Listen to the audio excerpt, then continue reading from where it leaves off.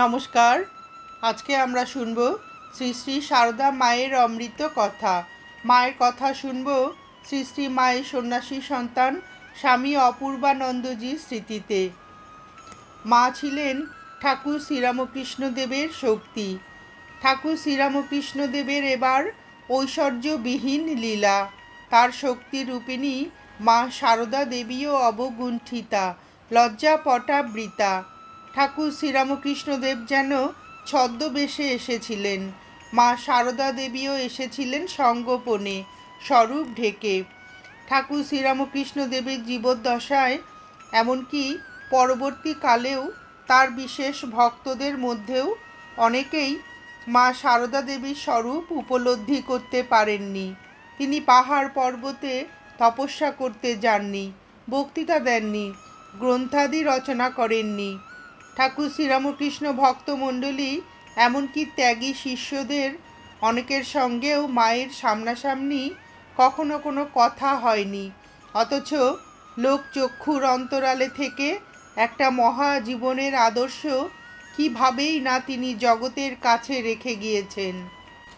শ্রীরামকৃষ্ণদেব যেমন ছোটোখাটো দু চারটি কথায় কোনো কোনো সময় নিজের স্বরূপের ইঙ্গিত করেছিলেন, তেমনি অল্প দু একটি কথা ও কাজের মাধ্যমে তার লীলা সঙ্গিনী স্বরূপ প্রকাশের দ্বারা মা সারদা দেবীর জীবনের মহিমার প্রতি জগতের দৃষ্টি আকর্ষণ করেছিলেন। স্থূল দেহে এমনকি সূক্ষ্ম দেহেও তিনি বিভিন্ন জনের কাছে শ্রী শ্রী মায়ের স্বরূপ প্রকাশ করেছিলেন। তা না হলে শ্রীমা হয়তো বড়জোর একজন উচ্চকোটির সাধিকা বা সিদ্ধা রূপেই পরিচিত হতেন। এমনকি শ্রীরামকৃষ্ণদেবের শিষ্য বা ভক্তমণ্ডলীও তাকে হয়তো নেহাত গুরুপত্নী রূপেই শ্রদ্ধা দেখাতেন। সারদা দেবী সম্বন্ধে শ্রীরামকৃষ্ণদেব বলেছেন, ও মানে শ্রীমা সারদা সরস্বতী জ্ঞান দিতে এসেছে। রূপ থাকলে পাছে অশুদ্ধ মনে লোকে দেখে, লোকের অকল্যাণ হয়, তাই এবার রূপ ঢেকে এসেছে। আবার বলেছিলেন, ও জ্ঞানদায়িনী মহাবুদ্ধিমতী। শ্রীমা সম্পর্কে শ্রী শ্রী ঠাকুর বলেছেন, ও কি যে সে, ও আমার শক্তি। আবার কখনো ইঙ্গিতময়ভাবে বলেছেন, আমি কি আর লাউ শাক খাকি পুঁই শাক খাকিকে বিয়ে করেছি।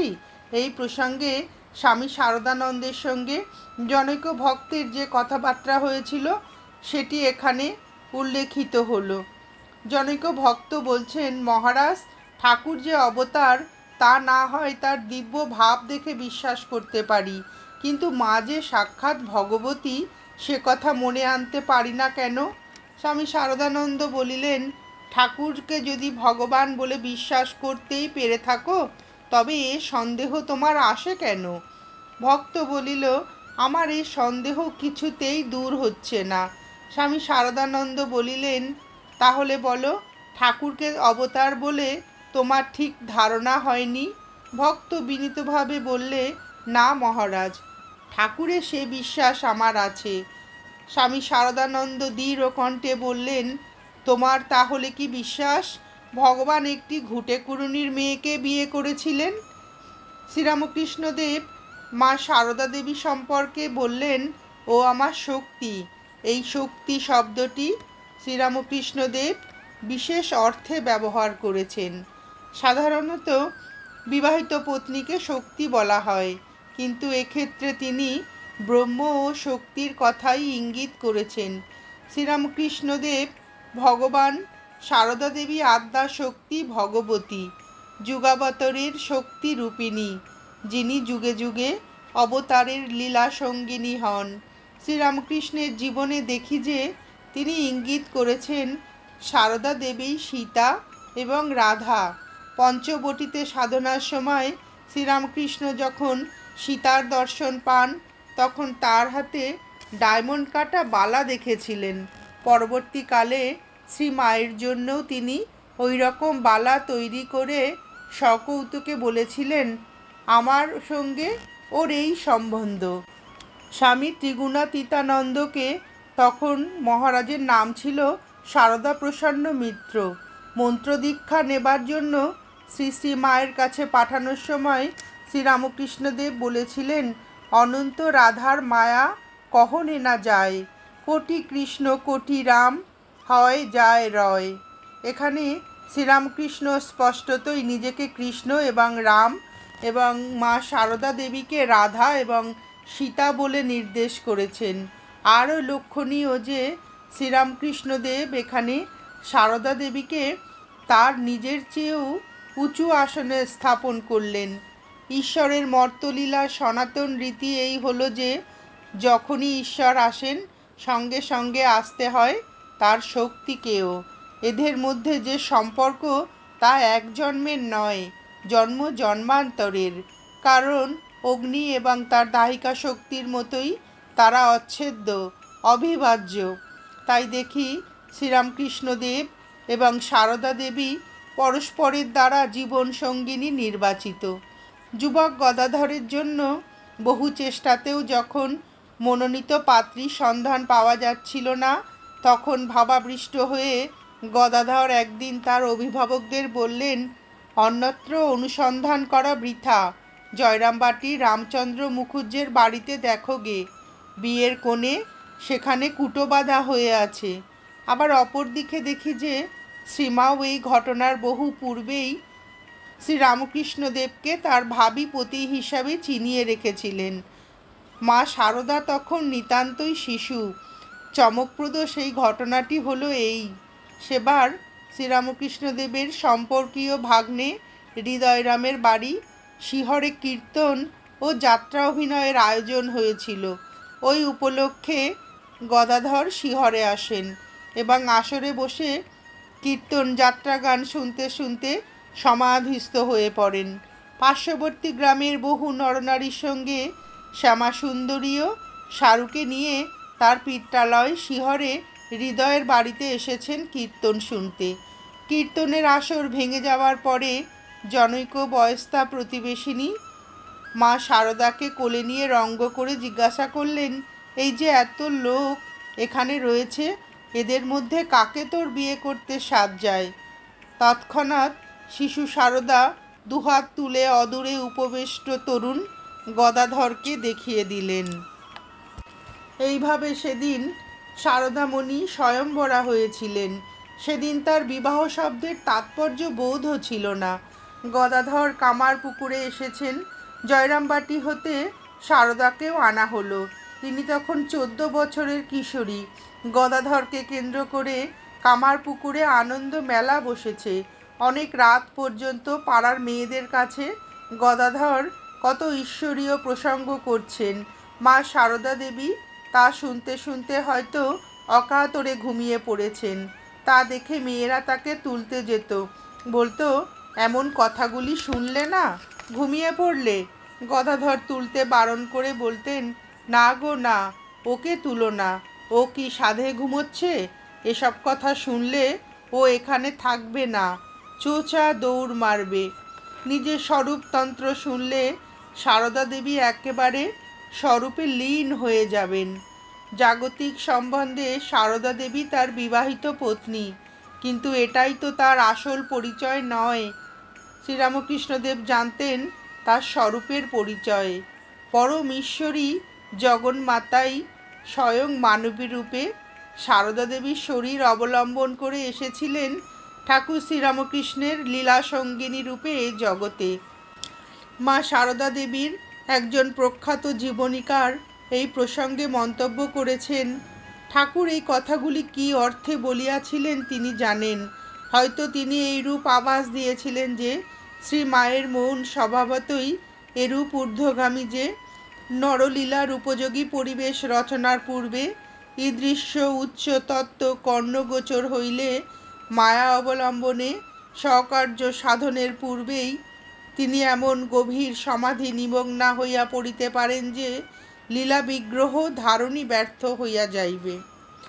স্বামী শিবানন্দকে একদিন রামকৃষ্ণদেব বলেছিলেন, ওই যে মন্দিরে মা অর্থাৎ ভবতারিণী রয়েছেন, আর এই যে নহবতের মা মানে সারদা দেবী, অভেদ।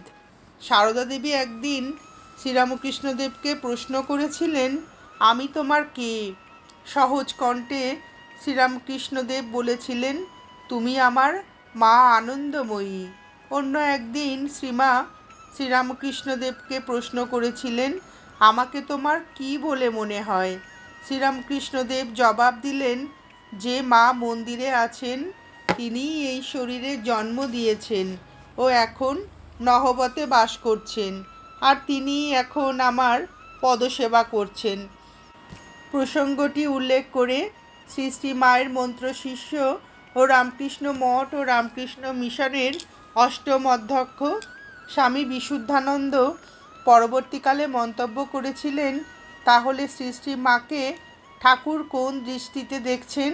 আমার মনে হয় 3 রকমভাবে। শিষ্যারূপে উপদেশ করছেন, পতিব্রতা রূপে পদসেবার অধিকার দিয়েছেন এবং সাক্ষাৎ জগদীশ্বরী রূপে পূজা করছেন। শ্রী শ্রী মাও তাকে পতি, গুরু এবং ইষ্ট রূপে সেবা পুজো করেছেন। শ্রীরামকৃষ্ণদেব ও সারদা দেবী যখন দক্ষিণেশ্বরে একত্রে বাস করতেন, সেই প্রসঙ্গে শ্রীমা বলতেন, সে যে কি অপূর্ব দিব্য ভাবে থাকতেন তা বলে বোঝাবার নয়। কখনো ভাবের ঘোরে কত কি কথা, কখনো হাসি, কখনো কান্না, কখনো একেবারে সমাধিতে স্থির হয়ে যাওয়া, এই রকম সমস্ত রাত। সে কি এক আবির্ভাব আবেশ! দেখে আমার ভয়ে সর্বশরীর কাঁপত, আর ভাবতুম কখন রাতটা পোহাবে। মহাভাব সমাধির কথা তখন তো কিছু বুঝি না। একদিন তার আর সমাধি ভাঙে না দেখে ভয়ে কেঁদে কেটে হৃদয়কে ডেকে পাঠালুম। সে এসে কানে নাম শোনাতে শোনাতে তবে কতক্ষণ পরে তার চৈতন্য হয়। তারপর ওই রূপে ভয়ে কষ্ট পাই দেখে তিনি নিজে শিখিয়ে দিলেন, এই রকম ভাব দেখলে এই নাম শোনাবে, এই রকম ভাব দেখলে এই বীজ শোনাবে। তখন আর তত ভয় হতো না। ওই সব শোনালেই তার আবার হুঁশ হতো। শুধু যে শ্রীরামকৃষ্ণের মনই ঊর্ধ্বলোকে বিচারণ করত তাই নয়, মা সারদা দেবীর মনও অনুরূপভাবে দেহাতীত ভূমিতে অবস্থান করত। শ্রীরামকৃষ্ণদেব নিজেই এই সম্পর্কে আলোকপাত করেছেন। বলেছেন যে তার মনে হতো তারা যেন দুজনেই মার সখী। দীর্ঘ 8 মাস কাল শ্রীরামকৃষ্ণদেব সারদা দেবীকে অতি নিকটে রেখেও তার মধ্যে বিন্দু মাত্র দেহবুদ্ধির প্রকাশ দেখতে পাননি।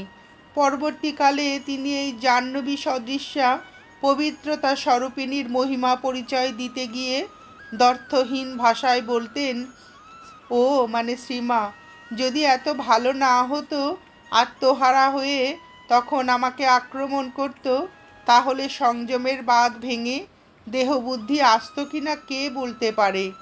স্বামী বিবেকানন্দ যাকে বলেছেন ত্যাগীশ্বর, যার ইন্দ্রজয়ের অলৌকিক ইতিহাস প্রবাদ কাহিনীতে পরিণত হয়েছে, সেই শ্রীরামকৃষ্ণের এই উক্তি কতখানি তাৎপর্যপূর্ণ তা ব্যাখ্যার অপেক্ষা রাখে না। প্রসঙ্গক্রমে শ্রীরামকৃষ্ণদেব তাহার অন্যতম প্রধান এক স্ত্রীভক্তকে সূক্ষ্মদেহে যে কথা বলেছিলেন তা স্মরণ করা যেতে পারে। স্ত্রী ভক্তটি আর কেউ নন, যোগীন্দ্রমোহিনী বিশ্বাস। শ্রীরামকৃষ্ণ ভক্ত মণ্ডলীর কাছে যিনি যোগীন মা নামে সুপরিচিতা, তিনি শ্রী শ্রী মায়ের সঙ্গে অতি ঘনিষ্ঠভাবে মেশবার সুযোগ পেয়েছিলেন। শ্রী মায়ের ভাব সমাধি দেখবার দুর্লভ সৌভাগ্যও তার হয়েছিল। আবার অজস্র স্নেহ মমতা ও আদর যত্ন পেয়েছিলেন শ্রী মায়ের কাছ থেকে। তবুও তার মনে সংশয়ের বীজ শেকড় গেড়েছিল। তিনি ভাবতেন ঠাকুর অমন ত্যাগী ছিলেন, আর মাকে দেখছি ঘোর সংসারী, তার ভাইপো ভাইঝিদের জন্য অস্থির। এই রকম মানসিক ভাবনা নিয়ে যোগীন মা একদিন গঙ্গার ঘাটে বসে ধ্যান করছেন। হঠাৎ শ্রীরামকৃষ্ণদেব তার সামনে আবির্ভূত হয়ে বললেন, দেখো গঙ্গায় কি ভাসছে। যোগীন মা দেখেন নাড়িভুড়ি জড়ানো একটি সদ্যজাত শিশু গঙ্গায় ভেসে যাচ্ছে। শ্রীরামকৃষ্ণদেব তা দেখিয়ে বললেন, গঙ্গা কি কখনো অপবিত্র হয়? না তাকে কিছু স্পর্শ করে? ওকে মানে শ্রীমাকে তেমনি জানবে, ওর ওপর সন্দেহ এনো না। ওকে মানে শ্রীমাকে আর একে মানে নিজেকে দেখিয়ে বললেন অভেদ জানবে। এইভাবে শ্রীরামকৃষ্ণদেব বিশ্ববাসীর জন্য শ্রীমায়ের অলৌকিক মহিমার কথা ধীরে ধীরে জানিয়ে দিয়েছিলেন। আমরা এইমাত্র দেখলাম যে শ্রীরামকৃষ্ণ শ্রীমা সম্পর্কে যোগীন মাকে বলেছেন ওকে আর একে অভেদ জানবে, অর্থাৎ শ্রীরামকৃষ্ণদেব বলতে চাইছেন যে তারা একে অন্যের অন্তরে বাইরে পরিব্যাপ্ত হয়ে রয়েছেন। বাইরে মাত্র পৃথক সত্তা, অন্তরে তারা এক অভিন্ন একাত্মা। দিব্য দাম্পত্য জীবন লীলায় এ এক বিচিত্র অধ্যায়। এই সূত্রে উল্লেখ করা অপ্রাসঙ্গিক হবে না যে শ্রীরামকৃষ্ণ এবং তিনি যে অভেদ, একথা সারদা দেবীও পরবর্তীকালে একাধিকবার স্পষ্ট ভাষায় বলেছেন। আবার কখনো কখনো ইঙ্গিত মাত্র করেছেন, কিন্তু সেই ইঙ্গিত এমনই অর্থবহ যে ব্যাখ্যার অপেক্ষা রাখে না। যেমন কখনো বলেছেন আমরা কি আলাদা, অথবা ঠাকুরও আমাকে অভেদভাবে দেখবে। আবার স্বামী বিরজানন্দ রামকৃষ্ণ মঠ ও মিশনের ষষ্ঠ অধ্যক্ষ একসময় শ্রী মায়ের কাছে আক্ষেপ করে বলেছিলেন ঠাকুরের দর্শন পেলুম না, কি হবে? শ্রীমা উত্তরে বলেছিলেন ঠাকুরের দর্শন তো পেয়েছ। কথাটি শুনে স্বামী বিরজানন্দ প্রথমে অবাক হয়েছিলেন, কারণ স্থূল দেহে শ্রীরামকৃষ্ণের দর্শন লাভের সৌভাগ্য তার হয়নি। কিন্তু পরে কথাটির তাৎপর্য তার হৃদয়ঙ্গম হয়েছিল। তিনি বুঝেছিলেন মা বলিতেছেন যখন শ্রী শ্রী মাকে তিনি দর্শন করিয়াছেন তখন ঠাকুরেরই দর্শন পাওয়া গিয়াছে। শ্রীরামকৃষ্ণ তার সহধর্মিণী স্বরূপ জানতেন বলেই শ্রী মায়ের সঙ্গে তার দৈনন্দিন ব্যবহারেও খুব সম্ভ্রম প্রকাশ পেত। তার মনে কোনোভাবে বিন্দুমাত্র আঘাত দিতে চাইতেন না। দক্ষিণেশ্বরে শ্রীরামকৃষ্ণের কাছে অনেক ফল মিষ্টি আসত, আর শ্রীরামকৃষ্ণদেব ওইসব নহবতে শ্রী মায়ের কাছে পাঠিয়ে দিতেন। শ্রীমা সেসবই মুক্ত হস্তে বিলিয়ে দিতেন। একদিন শ্রীরামকৃষ্ণদেব একটু অনুযোগের সুরে বলেছিলেন এত খরচ করলে কিভাবে চলবে। ওই কথা শুনে শ্রীমাকে নীরবে চলে যেতে দেখে শ্রীরামকৃষ্ণদেব বিশেষ বিচলিত হয়ে পড়লেন। সঙ্গে সঙ্গে ব্যস্ত সমস্ত হয়ে ভাইপো রামলালকে ডেকে বললেন ওরে রামলাল, যা তোর খুড়িকে গিয়ে শান্ত কর। ও রাগ করলে মানে নিজেকে দেখিয়ে এর সব নষ্ট হয়ে যাবে। শ্রী মায়ের কাছে শ্রীরামকৃষ্ণের এই স্বেচ্ছা পরাজয় প্রমাণ করে শ্রীরামকৃষ্ণের দৃষ্টিতে শ্রী শ্রী মায়ের স্থান কোথায় ছিল। প্রসঙ্গটি উল্লেখ করে নিবেদিতা মন্তব্য করেছেন শ্রীমা এমনই প্রিয় ছিলেন ঠাকুর শ্রীরামকৃষ্ণদেবের কাছে। বর্তমান প্রবন্ধের বিষয়বস্তুর পরিধির বাইরে হলেও স্বামী হিসাবে শ্রীরামকৃষ্ণ শ্রী মায়ের প্রতি যে দরদ ও ভালোবাসার পরিচয় দিয়েছেন তাতে যে মানবিক স্নেহদৃষ্টির স্বাক্ষর আছে তা সহধর্মিণীর প্রতি সাধারণভাবে একজন যথার্থ প্রেমপরায়ণ স্বামীর দরদ ও ভালোবাসার চেয়ে কোনোভাবেই কম ছিল না। বাস্তবিক আমরা দেখি শ্রীরামকৃষ্ণের প্রতি শ্রী মায়ের যতটা টান ছিল শ্রীরামকৃষ্ণেরও শ্রী মায়ের প্রতি তার চেয়ে টান কিছু কম ছিল না। গৌরীমা বলেছেন এই যে দুজনের মাত্র 50 হাত দূরে থেকেও কখনো কখনো 6 মাসেও হয়তো একদিন দেখা নাই, তবু দুজনের কত ভাব ছিল। শ্রীরামকৃষ্ণদেব শ্রী মায়ের সম্পর্কে বলতেন ওরে ওর নাম সারদা ও সরস্বতী, তাই সাজতে ভালোবাসে। তাই হৃদয়কে একবার বলেছিলেন দেখ তো তোর সিন্ধুকে কত টাকা আছে, ওকে ভালো করে 2 ছড়া তাবিজ গড়িয়ে দে। এ সম্পর্কে শ্রী শ্রী মায়ের মন্তব্য তখন তার অসুখ, তবুও তিনি 300 টাকা দিয়ে আমাকে তাবিজ গড়িয়ে দেওয়ালেন। নিজে যিনি টাকা কড়ি ছুঁতেই পারতেন না, শ্রীমাকে ঠাকুরের ডায়মন্ড কাটা সোনার বালা গড়িয়ে দেবার কথা অনেক আগেই বলা হয়েছে। নমস্কার, আজ এ পর্যন্তই। স্বামী অপূর্বানন্দজির স্মৃতিতে শ্রী শ্রী ঠাকুর ও শ্রী শ্রী মায়ের এই অপূর্ব অমূল্য মধুর স্মৃতিকথা শুনে আপনাদের ভিডিওটি কেমন লাগলো জানাবেন। শ্রী শ্রী ঠাকুর ও শ্রী শ্রী মায়ের অফুরন্ত আশীর্বাদ আপনাদের সকলের মাথার ওপর অঝোর ধারায় বর্ষিত হোক, এই প্রার্থনা করে ভিডিওটি শেষ করছি।